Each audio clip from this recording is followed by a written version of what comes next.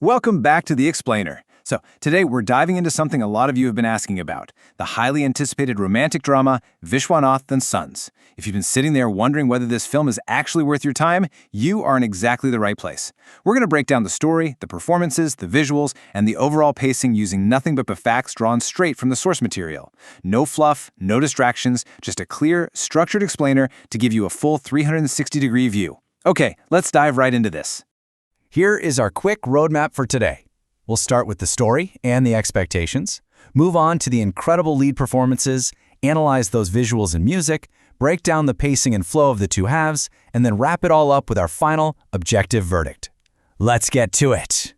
Section 1. Story and Expectations. Let's look at the core premise. Going into this film, expectations were absolutely sky high, right? Especially seeing what director Venki Atluri would cook up teaming with a powerhouse actor like Surya. Now, at the heart of the story is this really striking age dynamic. You've got 42-year-old Sanjay Vishwanath and 22-year-old Maddie.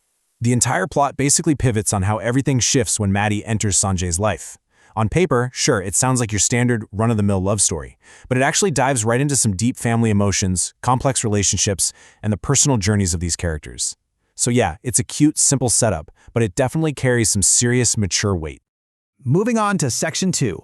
Actors' wonderful performances, bringing these characters to life.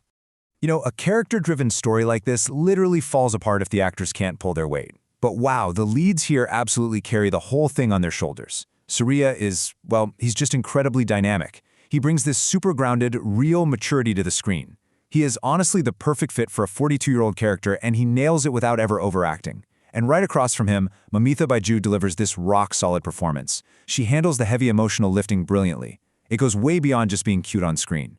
But the real kicker? Their chemistry. It is absolutely the backbone of the entire film, holding the whole narrative together perfectly.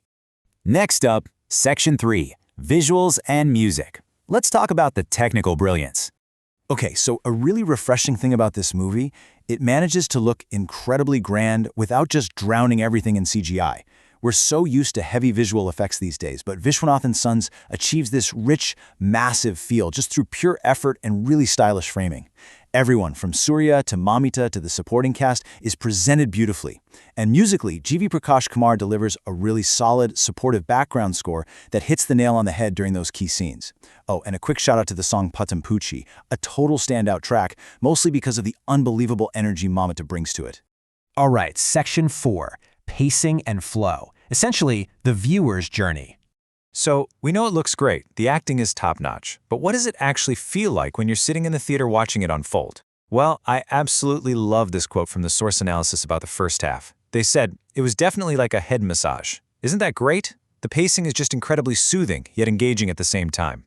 It just feeds you the steady stream of feel-good moments and genuinely funny comedy that honestly just puts a smile on your face. It connects you so deeply with the characters right out of the gate. But I have to say, there is a pretty noticeable shift once you hit the midway point. That first half, super fast-paced, amazing momentum. The second half, though, definitely slows down. The momentum kind of drops because the story pivots into this heavier, much more emotional territory. Now, could some of those emotional beats have landed with a little more punch? Sure, but the film really pulls it together in the end, delivering a genuinely happy, satisfying climax that wraps things up on a really great note. Which brings us to Section 5, the final verdict. Think of this as your how-to-watch guide. All right, let's put it all on the scales and figure out exactly who this movie is made for. The strengths are undeniable, right? Gorgeous visuals, stellar acting from the leads, and a totally engaging first half. But we also have to talk about what we'd call subjective flaws. The plot is literally as simple as it gets, and the supporting characters, their journeys aren't really explored much at all.